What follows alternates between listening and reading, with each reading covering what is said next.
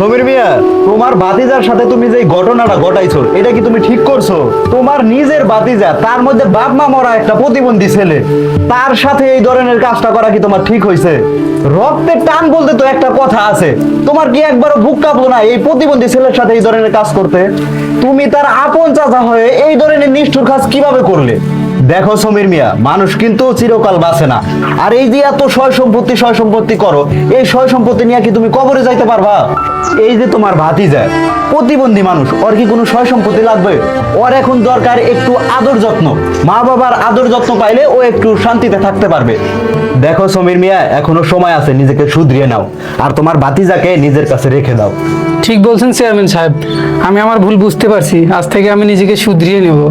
আর এই যে আমার ভাতিজাকে আমার কাছে রেখে দেব এবং তাকে আমি তার মা বাবার মতো আদর করে যত্ন করে লালন পালন করব। সমীর মিয়া, তুমি যে তোমার নিজের ভুল বুঝতে পেরেছো, আমরা অনেক খুশি হয়েছি। আর মুকুল, তুমি আজ থেকে তোমার চাচার সাথেই থাকবা, তোমার আর কোনো চিন্তা নাই। আয় বাবা মুকুল, আয় আমার বুকে, তোর সাথে আমরা অনেক নির্যাতন করছি, আয়।